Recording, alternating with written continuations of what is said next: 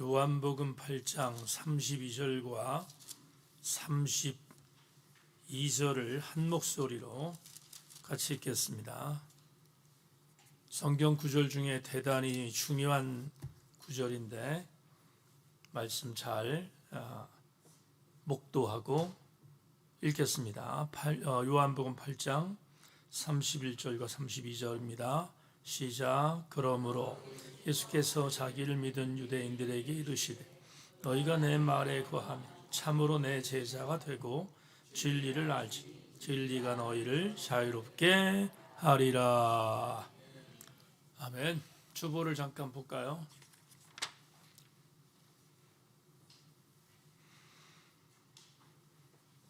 (1월) 하나님의 나라의 백성임을 담대히 선포하는 교우들 되기를 소망합니다. 1월 18일 돌아오는 주일날 오후 2시부터 4시까지 사역자 워크숍을 본당에서 실시합니다.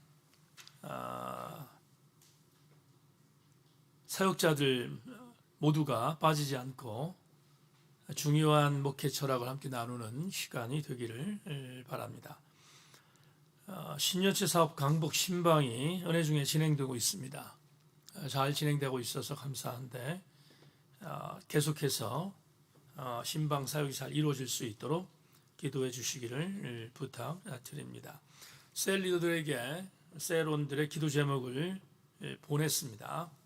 리더들은 유념하셔서 함께 모일 때마다 기도하는 시간 되기를 바라고, 조금 전에 이선민 집사님 기도한 것처럼 금년에 전 교우들이 큐티하는 교회로 우리 교회를 체질을 바꾸려고 합니다. 여러분들에게 전해지는 큐티 내용 꼭 묵상하고 함께 반응도 하고 그럴 수 있는 시간들이 되기를 바랍니다. 사무총회로 오타 사항들 잘 보시고 사무총회록에 정정해 주시기를 부탁드립니다. 이미 집사님과 장정분 성도님에 대한 부분을 잘 참고하실 수 있기를 바랍니다. 하울 찬양단 사역에서도 함께 기도해 주고 하나님의 교회 공동체를 위해서 사역을 잘 감당하길 바라고, 두럼 교체를 강구했는데 잘 마무리돼서 좋은 상황이 돼서 함께 교체하는 시간을 갖도록 하겠습니다. 내일 청주초양교회에서 DPA 이사회가 있어서 제가 참석합니다. 그래서 기도해 주시기를 부탁하고, 연말 정산 기부금 영수증 여러분 재정 장로님에게 문의하시면 여러분들 수령하실 수 있습니다. 함께 그렇게 잘 수령해 가실 수 있기를 부탁드리고, 오늘 주보 없는 광고 한 가지 함께 좀 드리겠습니다. 예배 나오기 전에 김효 권사님 상황이 좀 궁금해서 전화 나눴는데 지금 입원 중에 있습니다. 면역에 대한 부분들을 좀 강화하기 위해서 한 일주일 정도 입원한 뒤에 상태를 보고 정상적인 상황이 되면 29일부터 방사선 치료에 들어갈 것 같습니다. 많이 힘들어할 수 있는 시간들을 보내고 있는데 오늘도 기도하겠지만 김명옥 권사님에서 함께 중보하고 모일 때마다 함께 중보하셔서 김명옥 권사님 이길 수 있도록 함께 최선을 다해 중보해 주시기를 주의 이름으로 부탁하고, 함께 그렇게 달려가는 우리 교우들 되기를 다시 한번 주님의 이름으로 부탁을 드립니다. 네, 이제 하나님 말씀 보기 전에 하나님 말씀 바로 관계 있는 찬양을 하나님께 올리겠습니다. 나의 안에 거하라 찬양하겠습니다.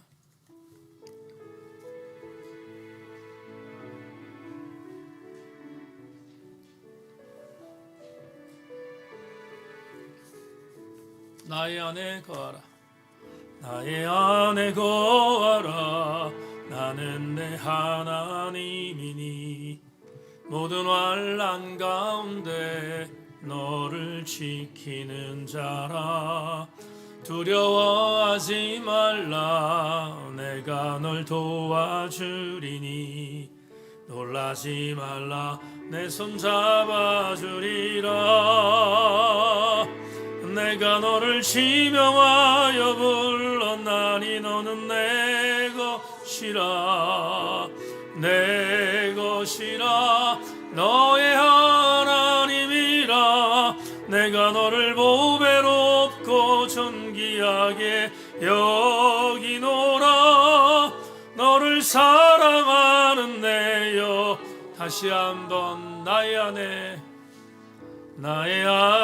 거하라 나는 내 하나님 모든 환난 가운데 너를 지키는 자라 두려워하지 말라 내가 널 도와주리니 놀라지 말라 내 손 잡아주리라 내가 너를 지명하여 불렀나 너는 내 것이라 너의 하나님이라 보배롭고 존귀하게 여기노라 너를 사랑하는 내여 하나님은 우리의 피난처 하나님은 우리의 피난처가 되시 환난 중에 우리의 힘과 도움이시 너희는 가만히 있어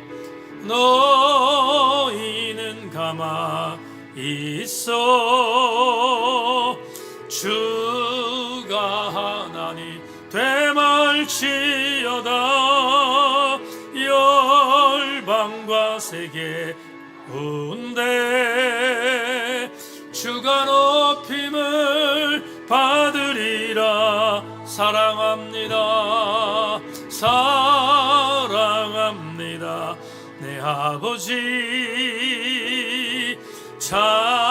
찬양합니다 내 온 맘 다하여 선포합니다 예수 그리스도 주님 오심을 기다리 다시 한번 너희는 가만히 있어 주가 하나님 되말지어다 열방과 세계 가운데 주가 높임을 받으리 고백하고 선포합니다 사랑합니다 내 아버지 찬양합니다 내 온 맘 다하여 선포합니다 예수 그리스도 주님 오심을 기다리며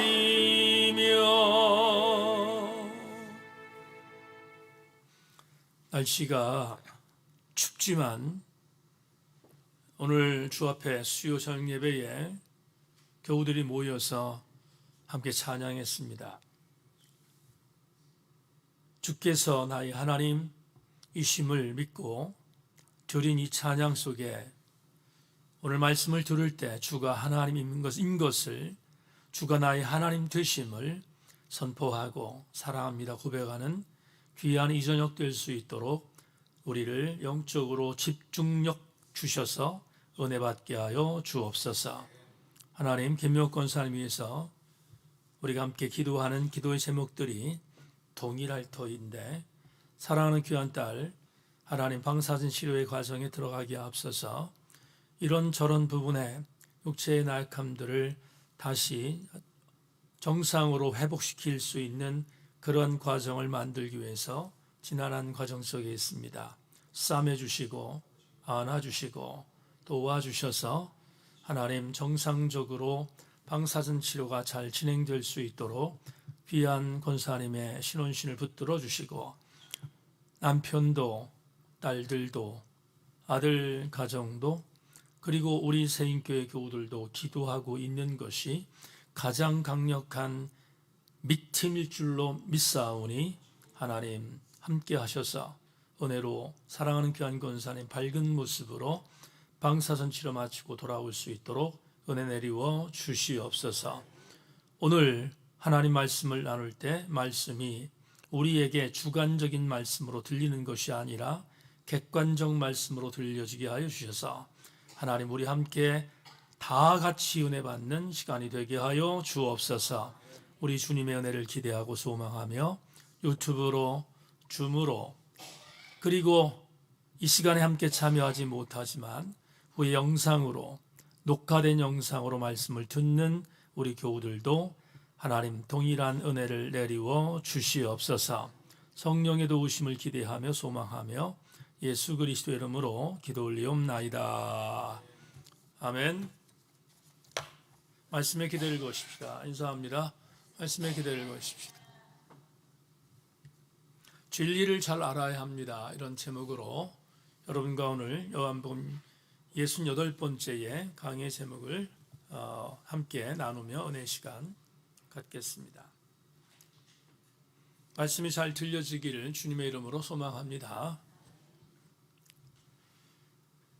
우리가 요한복음 강의를 지속하고 있기 때문에 문맥에 대한 부분들을 이해하는 것은 어렵지 않습니다. 헤롯 선전에서 치열한 영적 논쟁을 벌이셨던 예수님과 그리고 그 예수님이 주셨던 캐리그마의 말씀으로 인해서 수많은 사람들이 예수 그리스도를 믿고 따르기로 결심했음을 우리는 지난주 수요일에 말씀을 통해서 나누었습니다. 지난주 수요일 본문의 마지막 절 30절이 그것을 증언하고 있습니다. 이 말씀을 하심에 많은 사람이 믿었더라. 이 말씀은 하나님 나라의 비밀을 선포했던 예수님의 캐리그마였습니다. 그러자 상당히 많은 사람들이 예수님을 따르겠다고 나서자 예수님은 오늘 본문입니다. 오늘 본문에서 저와 여러분은 물론이거니와 지금 예수 그리스도의 복음 안에 있는 자들에게 기념비적인 아주 유명한 말씀을 선포하셨습니다. 우리에게 오늘 주신 본문은 대단히 우리에게 낯설지 않고 익숙한 본문인데 그러나 본문 안에 담겨있는 내용은 쉽지 않은 내용이라서 여러분과 함께 오늘 2절 말씀만 갖고 말씀에 집중하려고 합니다. 오늘 본문 다시 한번 31절과 32절을 같이 한 목소리로 읽겠습니다. 준비 시작. 그러므로 예수께서 자기를 믿은 유대인들에게 이르시되 너희가 내 말에 거하면 참으로 내 제자가 되고 진리를 알지니 진리가 너희를 자유롭게 하리라. 다 같이 아멘.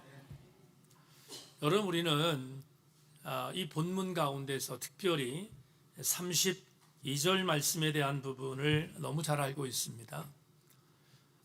제가 대학원 공부를 했던 연수대학교 캠퍼스에 들어가면 캠퍼스의 본관 앞에 바로 이 구절이 돌비석으로 크게 쓰여져 있는데 진리가 너희를 자유케 한다라는 말, 이 말이 그렇게 유명한 말씀으로 상당히 많은 사람들에게 회자되는 메시지입니다. 오늘 저는 이 2절 중에서 한 절 한 절에 대한 중요성을 나누고 그리고 본문 속에 있는 의미가 무엇인가를 함께 나누려고 합니다. 먼저 31절 오늘 본문 첫 번째 절로 함께 가겠습니다. 31절을 보면 31절에 이렇게 말씀하고 있습니다. 다시 한번 제가 읽겠습니다. 그러므로 예수께서 자기를 믿은 유대인들에게 이르시되 너희가 내 말에 거하면 참으로 내 제자가 되고, 이 구절을 32절로 가기 전에 우리가 아주 주목해야 할 말씀으로 오늘 우리의 신비에 새겨야 되는데, 상당히 많은 사람들이 따르게 되었다고 말씀드렸죠. 예수 그리스도의 캐리그마를 받았던 수많은 사람들이 예수 그리스도를 따르게 되었다 이렇게 말합니다. 그러자 그들을 향해서 주님이 이렇게 다시 가르치십니다. 누구든지 내 제자가 되려면 내 말에 거해야 한다 이렇게 말합니다. 누구든지 내 제자가 되려면, 여기 지금 예수님을 따르겠다고 하는 헤롯 성전에 수많은 군중들이 있었는데 그들을 향해서 말씀합니다. 누구든지 나의 제자가 되려면 내 말에 거하라, 이렇게 명령하고 있습니다. 31절에 보면 지금 읽은 이 본문 중에 제자라는 단어가 등장합니다. 그렇죠? 제자라는 이 단어가 등장하는데 복수로 쓰였지만 이 단어 제자라는 단어가 헬라어로 마세테스라고 하는데요. 이 마세테스라는 단어를 우리나라 말로 풀면 오늘 이미혜 집사님 지금 예배를 드리고 있는데 오늘 대면에서 이미혜 집사님이 지금 아이들을 가르치고 있는 학교의 아이들, 그 아이들을 우리가 보통 학생이라고 할 때 그 학생이라고 하는 그 말을 다른 말로 표현할 때 제자라는 단어를 쓰지 않습니까? 그래서 용어적으로 풀면 이 마세테스라는 이 단어는 어떤 의미를 갖고 있냐면 배우는 학생이다, 이렇게 일반적으로 해석할 수 있습니다. 배우는 학생, 뭔가를 따르는 그런 팔로워 정도로 해석할 수 있습니다. 그런데 배우는 사람, 즉 학생이라는 이 문자적인 용어 마세테스라는 단어가 종교 안으로 들어오면 대단히 비장해집니다. 그냥 배우는 존재가 아니고 그냥 학생이 아닙니다. 종교 안에 들어오면 이런 의미를 갖는 뜻으로 마세테스를 해석할 수 있습니다.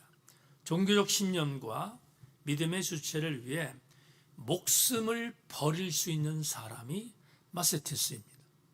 그러니까 여러분, 종교 안에 들어온 마세테스라는 단어는 함부로 붙이는 단어가 아니다 라고 해석할 수 있습니다. 적어도 내가 믿는 종교의 믿음의 주체에게 내 목을 드릴 수 있는 그런 존재가 마세테스라고 하는 이 단어로 해석하면 여러분, 이 단어는 대단히 우리에게 엄중한 단어가 아닐 수 없습니다. 아주 오래전에 제가 제자도라는 단어에 관심이 있어서 제자도를 잘 설명한 책이 없나 보다가 한 책을 발견했는데 그 책의 저자인 마크 베일리 교수가 제자가 되려면 7가지를 해야 한다. 7가지를 해야 적어도 제자다, 이렇게 말했던 그런 글을 읽은 적이 있는데 그 7가지를 여러분에게 문장으로 말씀을 드리겠습니다. 여러분 한번 주목할 필요가 있습니다. 조금 전에 말씀드렸지만 마세테사라는 이 단어를 종교적인 언어로 표현하면 내가 믿는 주체에게 내 목숨을 드릴 수 있는 존재라고 제자를 해석했는데 그러려면 7가지가 필요하다라는 것을 우리가 좀 직면해 볼 필요가 있는데 제가 문장으로 여러분께 알려드리겠습니다. 한번 점검해 보시길 바라고 나는 어떤가 한번 적용해 보기를 바랍니다. 제자도에 있는 사람들의 자격 7가지가 이렇습니다. 첫째, 예수님을 향하여 비길 데 없는 최고의 사랑을 드리는 사람들. 둘째, 하나님의 말씀에 대한 정기적인 공부와 헌신을 감당하는 사람들. 셋째, 우리 자신을 삶의 권위와 초점으로 삼는 것에 포기한 사람들. 이 세 번째가 참 저는 마음에 와닿는데 오늘 여러분과 함께 좀 나누려고 합니다. 마크 베일리는 이런 말을 합니다. 우리 자신을 삶의 권위와 초점으로 삼는 것에 대해서 포기한 사람들이 제자다라고 말합니다. 넷째, 복종의 삶과 십자가에 대한 희생을 마땅한 것으로 여기는 사람들. 다섯 번째, 그리스도의 강력한 리더십에 대해서 전적으로 충성하는 사람들. 여섯 번째, 우리 소유물에 대한 참된 소유권을 인식하는 사람들. 마지막 7번째, 다른 사람들에게 그리스도의 사랑을 반영하는 사람들. 여러분 지금 7가지 읽어드렸는데 그 중에서 어느 것 하나도 뺄 수 없는 제자의 자격을 마크 베일리 교수는 이렇게 7가지로 정의하고 있습니다. 조금 전에 말씀드렸던 7가지 중에서 제자가 가야 하는 삶의 영 속에서 단 한 가지도 뺄 수 있는 게 있는가를 추려봤는데 없습니다. 적어도 제자는 이 7가지를 실천하는 자가 제자다라고 해석할 수 있습니다. 이렇게 개진한 7가지의 제자도를 개진한 마크 베일리가 이어서 이런 이야기를 합니다. 이게 참 의미 있는데요. 예수님의 이름이 굉장히 많이 나오는데도 그분의 삶과 가르침의 내용이 이렇게 무시되어 온 시대는 역사적으로 그 전례를 찾아보기 힘들다. 여러분, 제가 이 책을 본 지가 지금 한 15년 정도가 됐습니다. 상당한 시간이 흘렀거든요. 그런데 15년 전에 미국이라는 교회의 배경을 대상으로 해서 이 얘기를 했지만 미국이란 문화 자체가, 미국이란 역사의 문화 자체가 15년 전에 마크 베일리의 얘기에 의하면 굉장히 많은 영역에서 예수라는 이름을 쓰는데, 물론 이번에 뉴욕 시장에 담성된 무슬림은 무슬림 법전에다가 손을 얹고 서약했다는 그런 토픽도 보긴 했지만, 미국이라는 나라는 지금도 당연히 성경에 손을 얹고 그렇게 선서하는 게 미국 대통령이기도 하지만 미국은 그런 문화인 거죠. 그런데 마크 베일리가 이런 얘기를 합니다. 우리 미국이란 나라 자체의 전 영역에 예수라는 이름이 들어가지 않은 것을 볼 수 있는 것이 전부 단데, 거의 단데, 이렇게 진단합니다. 그런데 그럼에도 불구하고 예수라는 이름에 대해서 이렇게 무시되어 온 시대는 전례적으로, 역사적으로 없었다.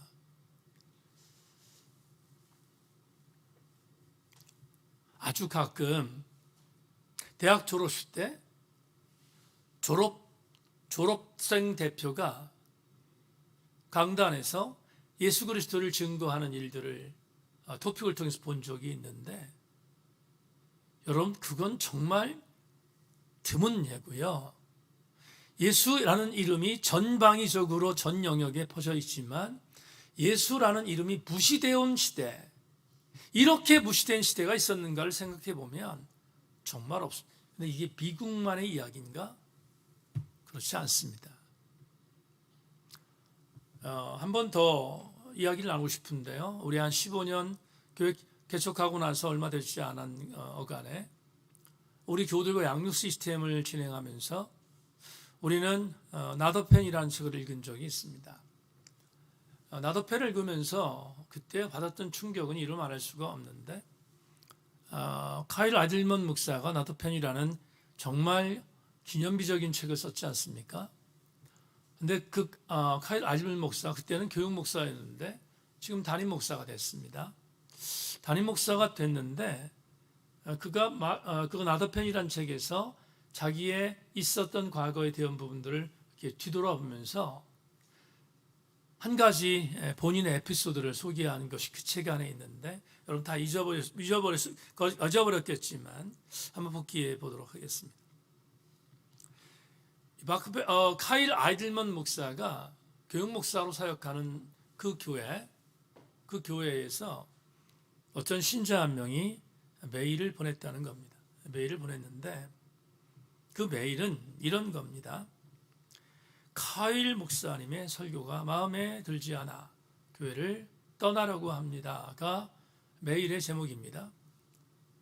당사자 있던 카일 아이들먼이 얼마나 기분도 언짢고 얼마나 속상했겠습니까? 이 교회는 지금 미국에 한 3만 명 정도가 모이는 교회라고 하는데, 그런데 이 편지, 이 메일을 받고 나서 정말 많이 힘들었다고 고백을 하죠. 카일 아이들먼 목사가 그렇게 고백을 합니다. 고민하다가 이 사람에게 전화를 한번 해야겠다 생각을 하고 전화를 했습니다. 그 전화 내용을 나더펜에서 이렇게 고스란히 기록하고 있습니다. 여러분, 오래됐지만 다시 한번 복기해 보겠습니다. 그것이 이후의 전부였다. 도저히 답득할 수 없어 그 사람과 통화해 보기로 했다. 교회 요람 전화번호를 찾아 전화를 걸었다. 상대방이 전화를 받자 나는 본론을 꺼냈다. 안녕하세요. 카이드 아이들먼 목사입니다. 제 설교가 싫어서 교회를 떠나신다고 들었습니다. 잠시 불편한 침묵이 흘렀다. 역시 당황한 게 분명했다. 어색한 순간이 지나가고 그는 횡설수설 해명을 시작했다. 그가 한참을 떠들다가 중요한 말을 내뱉었다. 그리 기분 좋은 말은 아니었지만 그 말에 안도의 한숨과 함께 두 눈에서 눈물이 흘렀다. 나는 차를 갓길에 세우고 펜을 꺼내 그의 말을 적었다. 그가 한 말이다.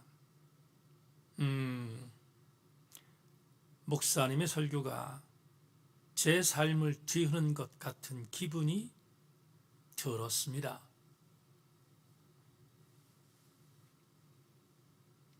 카이드 아이들먼은 자기 책에 이 글을 기록하면서 사적으로 이렇게 다시 글을 남깁니다. 삶을 뒤흔든다. 그거야말로 내 소명이다. 하지만 그의 말이 무슨 뜻인지 알겠는가? 바로 이런 뜻이다. 예수님을 믿습니다. 사실 나는 예수님의 열렬한 팬입니다.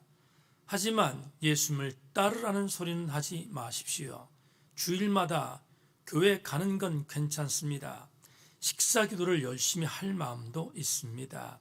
심지어 자동차 범퍼에 예수님의 물고기 스티커를 붙이라면 당장 사서 붙이겠습니다. 하지만 제 삶이 방해받고 싶지 않습니다. 13년 전, 15년 전 우리는 이 책을 읽다가 열광했습니다. 열광이란 말은 저는 열광했는데 여러분들은 대단히 당황했던 그런 흔적도 저는 지금도 기억에 있습니다. 왜냐하면 카이드 아이들먼 목사의 이 글에 해당되는 이 당사자가 우리 교회에도 상당수 있기 때문입니다. 부인할 수 없습니다. 설교가 내 마음을 뒤흔들어 불편해. 설교가 나를 그대로 내버려 두지 않아. 설교가 경계선 안에 있는 나에게 경계선 밖으로 나오라고 부추기는데 정말로 그 설교를 아멘하고 싶지만 그렇게 되는 순간 내 삶이 완전히 변할 것에 대한 두려움 때문에 그 교회를 떠나겠다고 했던 이 사람. 여러분, 제자를 여러분에게 말씀을 드렸는데 왜 경계선에 있는 수많은 자들이 교회를 떠나지 않을까? 이 사람도 카이드 아이들먼 목사가 말하고 있는 설교가 마음에 찔려서 그 교회를 떠나겠다고 말했던 것은 이 사람은 견딜 수가 없다는 것을 반증하는 것인데 그럼에도 불구하고 왜 교회를 양다리 걸치고 이들이 떠나지 않는가를 질문해 볼 때 대체적으로 다 그런 건 아니지만 아마 이런 것이지 않겠나. 학교에서 도덕적으로 살아라, 윤리적으로 살아라 우리는 많이 배웠습니다. 그런데 지금 2026년이라는 세월을 보내면서 도덕적으로 살라, 윤리적으로 살라 하는 이 말에 대한 것을 학교에서 기대하기 어려운, 나 지난번에 정말 이걸 어떻게 되지? 어떤 여선생님이 강단에서 아이를 가르치는데 아이가 둘러누워서 사진을 찍었습니다. 이렇게 동영상을 찍은 겁니다. 여교사를 향해서 동영상을 찍는데 앉아있는 아이들이 남몰라라 합니다. 그게 우리 대한민국 교육의 현실. 이메 집사님 오늘 왜 나왔나? 여기 오늘 대면에. 그냥 빨리 은퇴했으면 좋겠다. 그런 생각이 들 정도로 그런 시대란 말이죠. 이게 학교입니까? 이게 학교인가? 아이들의 인권, 매를 때리면 안 된다. 아이들의 인권을 얘기하지만 이게 정말 학교인가? 그런 아이들에게 윤리, 도덕 이야기하면 듣겠습니까? 이제 망가진 상태가 너무 심해서 학교 교육을 통해서 아이들의 윤리 교육, 도덕 교육 기대할 수 없는 시대가 왔습니다. 그러니 우리 교우들, 여러분 우리 교회 교우들을 배제하지 맙시다. 우리 교회 교우까지 포함해서 이런 사람들이 있을 수 있습니다. 그런데 사람이 살다 보니 윤리와 도덕이 없어서는 안 돼. 그런데 가만히 보니 아직은 그래도 이 땅에 보루 중에 교회에서 윤리와 도덕을 말해주는 단체로 교회가 그런 대로 마음에 들어. 그래서 교회에 머물러 있는 사람이 있습니까? 혹은 오래된 얘기입니다. 이것도 1990년대, 2000년대 얘기입니다. 여러분 이런 사람들이 있습니다. 한국의 유수한 신문에서, 메이저 신문에서 조사했습니다. 어떤 조사했는가 하면 당신은 왜 기독교인입니까를 물었더니 대한민국에서 가장 엘리트 그룹 그리고 괜찮은 정도의 지성적인 사람들이 모여있는 장소가 교회이기 때문에 나도 그쪽 부류에 들어가고 싶어서 교회를 떠나지 않는다고 말한 사람들 60% 이상이었습니다. 제가 신문에서 본 데이터거든요. 혹시 우리 가운데 그런 사람이 있는 것은 아닌가? 마지막 세 번째 진단은 정말 참담한데 전 세계를 돌아보니 전 세계 지구를 바라보니 지구라는 별이 이렇게 망가지고 있는 걸 보면 종말이 얼마 멀지 않은 것 같아. 혹시나 모를 지구 종말에 대한 부분에 보험 들기 위하여 교회 안에 있는 것은 아닙니까?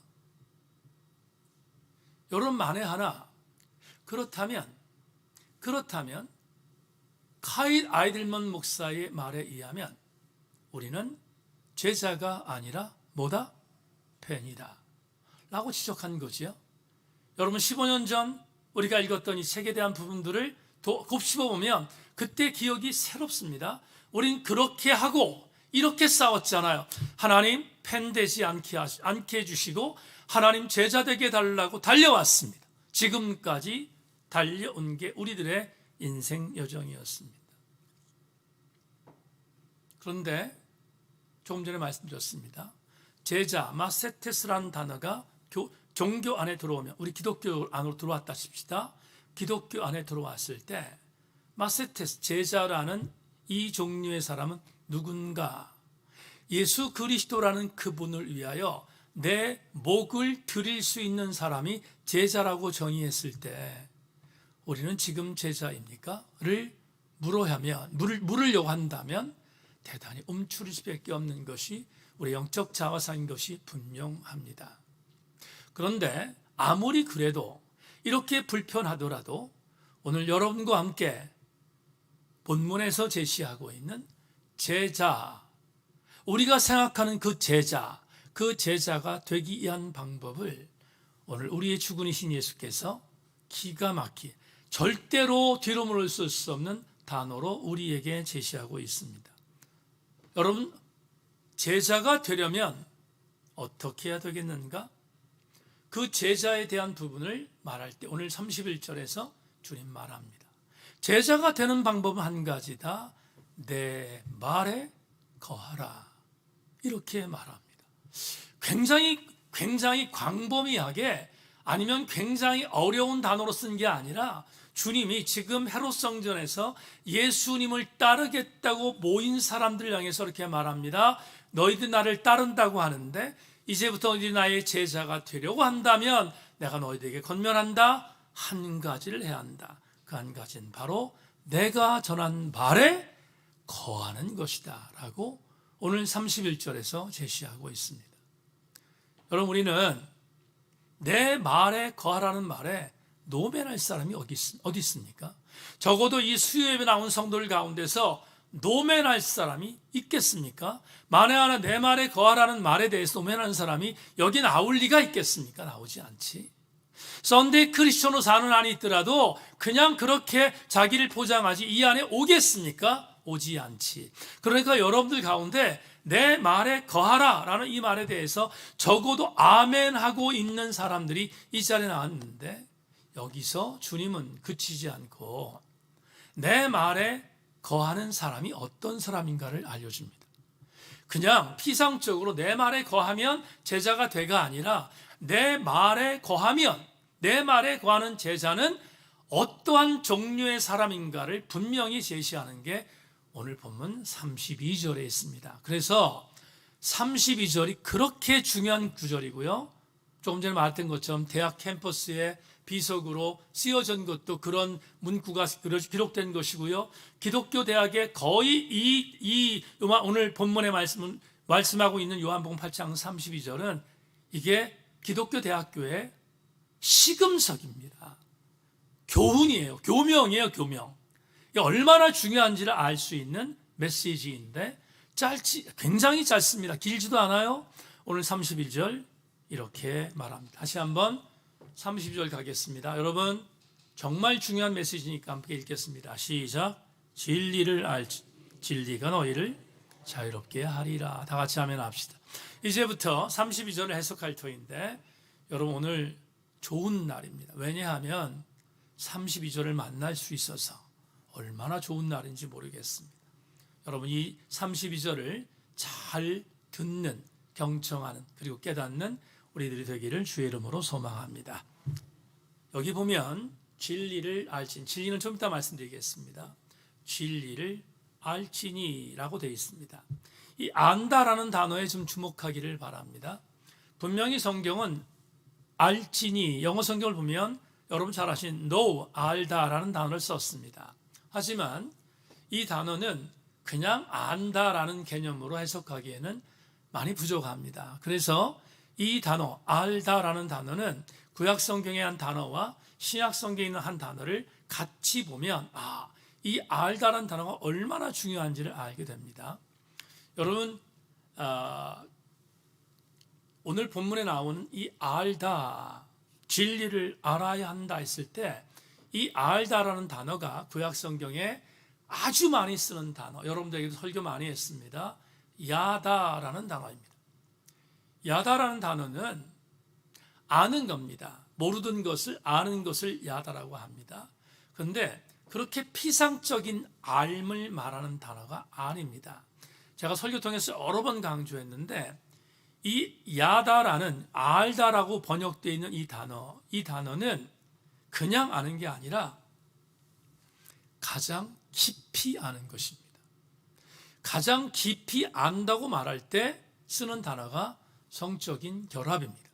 그러니까 구약 성경에서 여러분 소돔과 고모라에서 기브야의 그런 폐역 속에서 천사들과 아니면 레위 사람들과 에이 사람이 기브온의 땅에 들어왔을 때 그를 우리한테 내놔, 천사들을 내놔 라고 말했을 때 그 깡패와 페룬 아들이 말했던 단어가 뭡니까? 우리가 그를 관계할 거야 라는 말을 씁니다. 우리가 그를 관계할 거야 말할 때 이 관계라는 단어는 성적으로 폭력을 가하겠다는 것인데, 이때 썼던 단어가 야다입니다. 그러면 야다는 어떤 의미를 갖고 있는가? 그냥 하는 것이 아닙니다. 여러분, 남녀가 결혼을 해서 남녀가 육체적으로 결합할 때 그냥 연애 전에 알았던 남녀의 알미 아니라 결혼을 해서 서로 몸이 하나가 될 때 그때의 알은 인간이 알 수 있는 가장 친숙한 알미라고 학자들이 이야기를 하거든요. 그러니까 야다라는 단어는 그럴 때 쓰는 단어입니다. 그럼 오늘 본문에서 진리를 알지라 했을 때 이 안다는 것은 그냥 진리를 이성적으로 지적으로 아는 것을 말하는 것이 아니라 어떤 알미겠습니까? 가장 깊이 아는 알미입니다.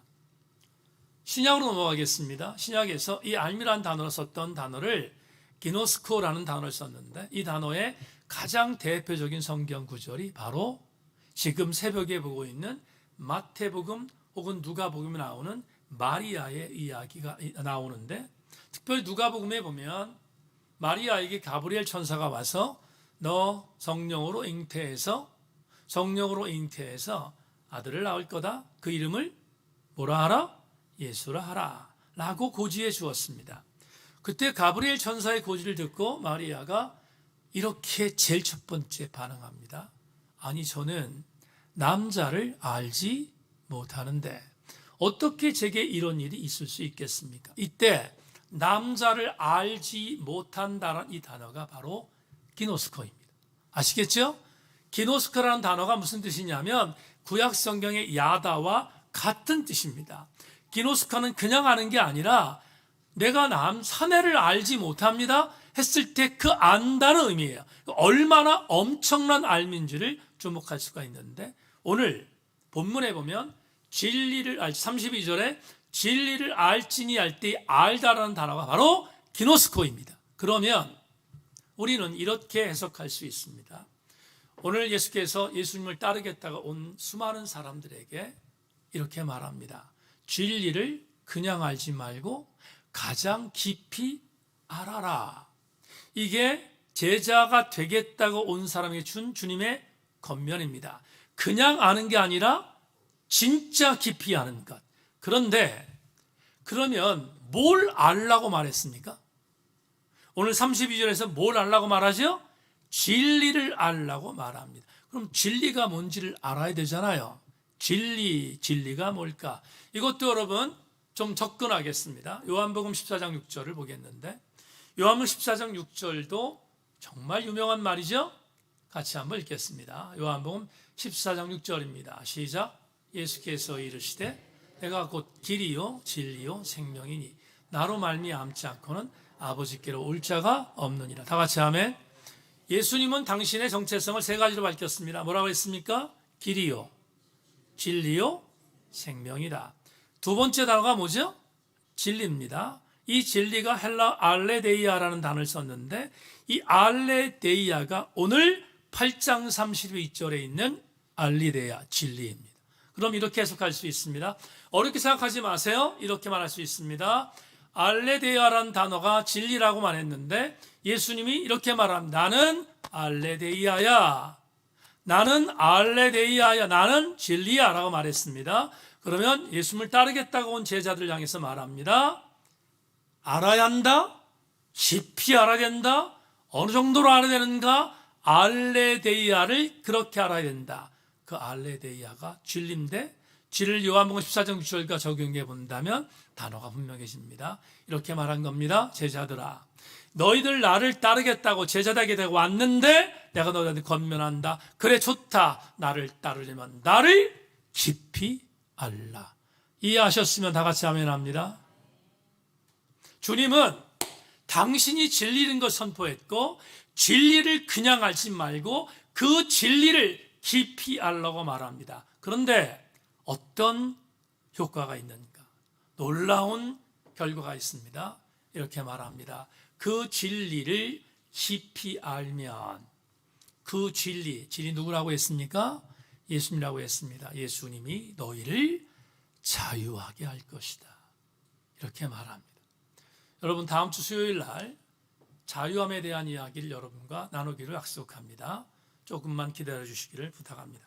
자, 그러면 이제 오늘 여러분과 함께 본문을 해석했습니다. 지금 31절과 32절이 두 절밖에 안 되지만 이 안에 이런 깊은 뜻이 있습니다. 그러면 저는 여러분에게 오늘 68번째 요한복음 강의를 통해서 교훈을 찾아야 되지 않습니까? 여러분이 갖고 갈 것을 찾아야 되는데 이렇게 정리했습니다. 레마 보겠습니다. 오늘 요한복음 68번째 강의를 통해서 여러분과 함께 꼭 나누고 싶은 메시지 이것입니다. 우린 진리를 어떻게 됩니까? 알아야 합니다. 다 같이 아멘. 진리를 알아야 합니다. 그런데 그 진리를 안다는 것이 뭐냐? 진리 안에 거한다는 것인데, 진리 안에 거하는 것은 주님의 말씀과 따라합니다. 연합하자. 다시 한 번만 따라합니다. 연합하자. 그냥 아는 게 아닙니다. 깊이 아는 것은 주의 말씀과 연합하는 것이다. 오늘 이 말씀을 여러분 정말 가슴에 잘 담기를 바랍니다. 성경 내용 하나 얘기하고 설교를 마무리하려고 합니다. 사무엘 4장 5절을 읽겠습니다. 같이 읽겠습니다. 사무엘 4장 5절. 사무엘상 4장 5절입니다. 시작. 여호와의 언약궤가 진영에 들어올 때에 온 이스라엘이 큰 소리를 외치매 땅이 울린지라. 저 지금 설교를 굉장히 느리게 했습니다. 왜냐하면 오늘 본문이 설교에 대한 부분에 있어서 엉클어지면 해석이 안 되기 때문에 여러분들에게 조금 말을 천천히 하면서 여러분들이 해석할 수 있는 여지를 남기기 위해서 말씀을 드렸는데, 이 본문 지금 사무엘상 4장 5절은 조금 빠르게 말하겠습니다. 그리고 그래야 설교를 빠르게 마칠 수 있으니까 빠르게 말하겠습니다. 자, 저를 주목하십시오. 엘리가 제사장으로 있었을 때 여호와의 법궤는 실로라고 하는 성소에 있었습니다. 근데 마침 그때 블레셋이 이스라엘을 침범합니다. 아직은 왕정 시대가 아니었고 사사 시대였기 때문에 실로에 여호와의 법궤가 있었는데, 그 여호와의 법궤를 엘리가 관리해야 되는데 엘리는 나이가 들었습니다. 기력이 없습니다. 아들 제사장직은 계승이었기 때문에 홈리와 비느하스에게 제사장을 맡겼습니다. 근데 이놈들이 엉망진창입니다. 막 살았습니다. 제사장의 직분 필요 없고요. 그들은 일반적인 사람보다 못한 정말 패륜적인 삶을 살았던 아주 나쁜 제사장들이었습니다. 하나님 괘씸히 여겼습니다. 이들을 대신하여 세울 제사장을 만들겠다. 그래서 뽑은 사람이 누구겠어요? 사무엘입니다. 아시죠? 사무엘을 뽑았습니다. 그런데 바로 그때 이렇게 엉망진창인 실로의 영적 상태를 걱정하던 주님이 홈리와 비느하스를 심판하겠다고 결심을 하고 사무엘을 세워놓기를 준비하고 들어간 블레셋이 침범합니다. 블레셋이 침범했는데 블레셋이 대군을 이끌고 침범해서 아벡이라는 장소에서 전투가 벌어졌습니다. 전투가 벌어졌는데 홈리와 비느하스가 깔봅니다. 블레셋 군대들을 깔봅니다. 왜 깔보냐면 광야에서 하나님이 우리를 어떻게 승리하게 만들었는데, 우리가 가나안 정복 전쟁 때 여호수아를 통해서 우리가 블레셋 저까지 것들 건드리지도 않았는데 하나님이 우리를 통해서 우리에게 넘겨주셔서 이기게 만들었어요. 그러니까 블레셋이라는 그 족속이 이런저런 부분에 불편한 민족이긴 하지만 우리에겐 게임의 상대가 안 된다고 생각했고 아주 깔봤습니다. 그래서 몇몇의 대군을 데리고 홈리와 비느하스 전쟁에 나갑니다. 전쟁에 나가서 하나님께서 반드시 이기게 하실 거야 생각을 하고 전쟁에 나갔습니다. 1차 전쟁 때 아벡에서 3,000명이 전사합니다. 이스라엘 군사 3,000명이 전사합니다. 와, 이건 정말 엄청난 재앙이거든요. 여러분, 아이성 전투에서 이스라엘이 패했을 때 여호수아가 옷을 찢었단 말이죠. 와, 우리가 왜 졌지? 그거예요, 지금.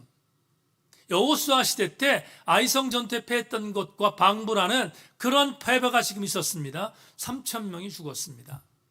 홈리와 비느하스가 본인들의 잘못은 전혀 느끼지 못했습니다. 그리고 왜 우리가 졌지? 생각해 보니까 두른 풍월이 있었습니다. 두른 풍월 뭐지요? 과거의 사사 시대에, 과거의 광야 시대에 하나님의 법궤가 오면 이겼습니다.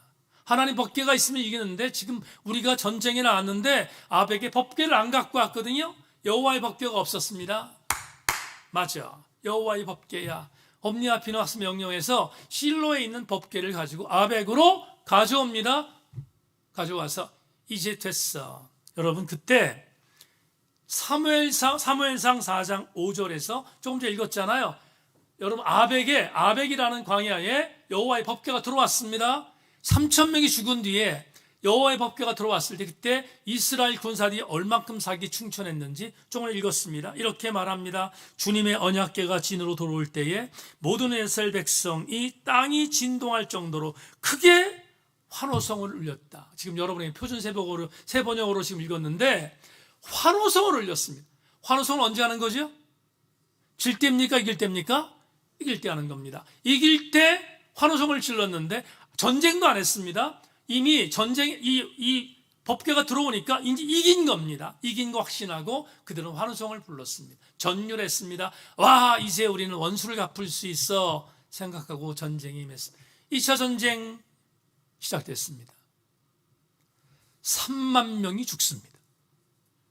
여러분 전에는 몇 명이 죽었냐면 다시 4천 명이 죽었습니다. 3천 명이 아니고 4천 명이 죽었는데 1차 전쟁 정정합니다. 4천 명이 죽었는데 2차 전쟁 때 몇 명이 죽었어요? 3만 명이 죽었어요. 그러면 몇 배입니까? 한 8배? 8배 정도 됩니다. 8배 정도 됩니다. 이 인원이 죽은 겁니다. 죽었는데 그 전쟁에서는 홈리와 비느하스도 전사합니다. 여러분 한번 생각해 보세요. 여호와의 법궤가 나왔는데 왜 졌지? 동시에 홈리와 비느하스는 죽은 것은 마땅합니다. 왜냐하면 그들은 그들의 범죄 때문에 심판을 당한 거니까 죽은 게 마땅합니다. 그런데 여호와의 법궤도 뺏겼습니다. 왜 이런 일이 벌어졌지? 왜 이런 일이 벌어졌지? 오늘 여러분에게 드린 마지막 메시지입니다.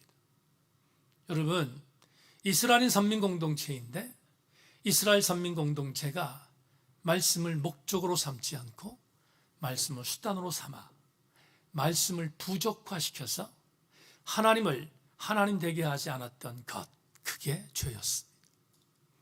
오늘 여러분에게 말씀드렸습니다. 진리를 안다는 것은 진리와 함께 뭐하는 거다? 연합하는 거다. 말씀 안에 머문다는 것은 여러분 진리 안에 거한다는 것은 말씀과 연합하는 겁니다. 연합한다는 것은 절대로 말씀을 수단 삼지 않는 것입니다.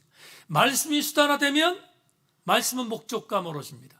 그러면 우리는 말씀을 재단합니다. 말씀을 분석합니다. 말씀을 갖고 놉니다.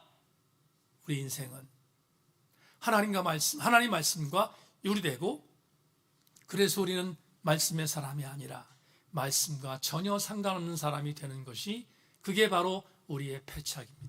교우 여러분, 진리를 안다는 것은, 예수 그리스도를 안다는 것은 어렵지 않습니다.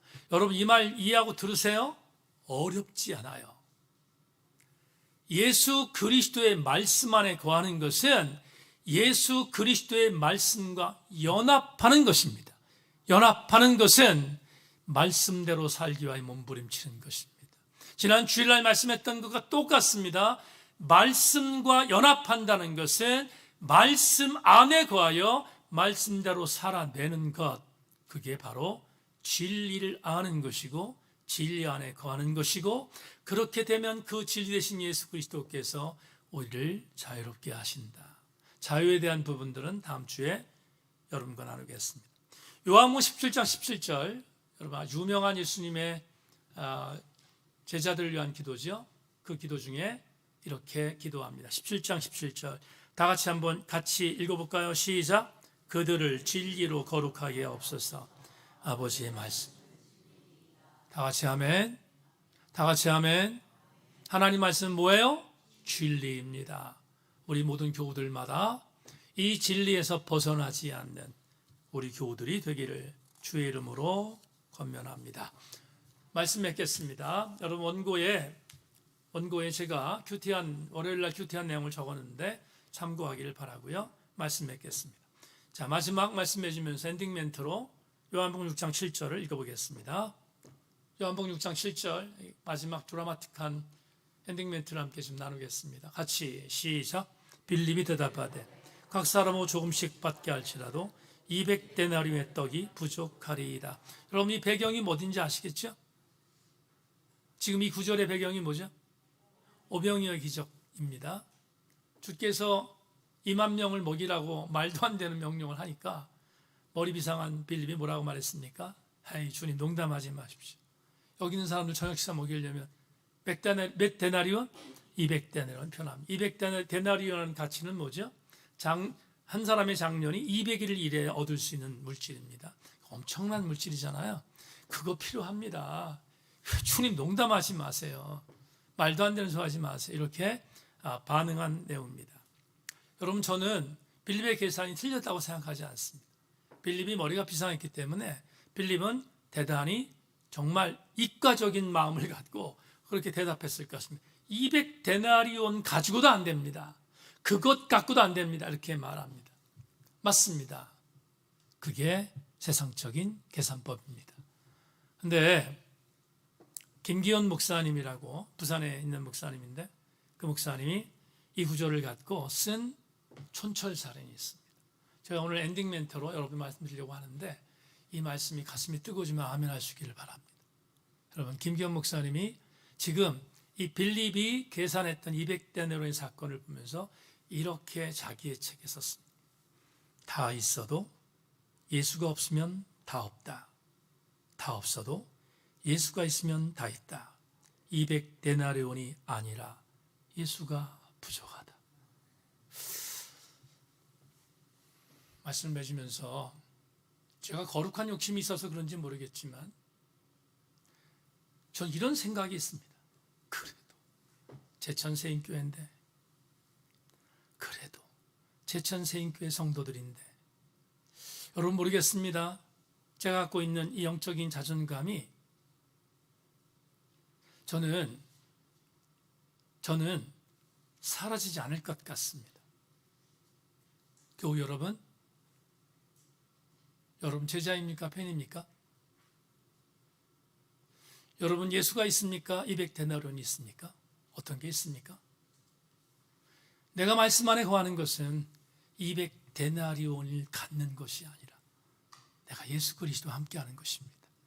그걸 잊지 마십시다. 잊지 말고 이성으로 팍팍팍팍 목사님 설교, 와, 우리 교회 한 분이 그래요. 목사님 설교는 들어봐야 압니다. 이렇게 얘기하는 분이 있었어요. 여러분, 담임 목사의 설교를 들어봐야 아는 사람까지 포함해서 듣고 나서 어떤 생각을 하십니까?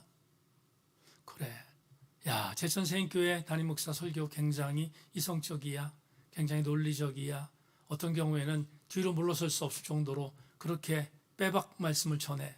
근데 듣고 나서 여러분들은 어떤 마음을 갖고 세상을 삽니까? 교우 여러분, 진리 안에 거하십시다. 그리고 그 진리 안에 거해서 진리 되신 주께서 나를 역동으로 움직이시는 일들을 바라보고 그 진리 때문에 행복해하고 그 진리 때문에 감사하고 그런 우리 교우들 되었으면 좋겠습니다. 그런 감동이 우리 교우들 전체에게 임하기를 소망하는 마음으로 제가 그래서 오늘 찬양을 나의 안에 거하라 택한 건데 주님 안에 거하는 우리들 되기를 바랍니다. 다시 한번 나의 안에 거하라 찬양하겠습니다.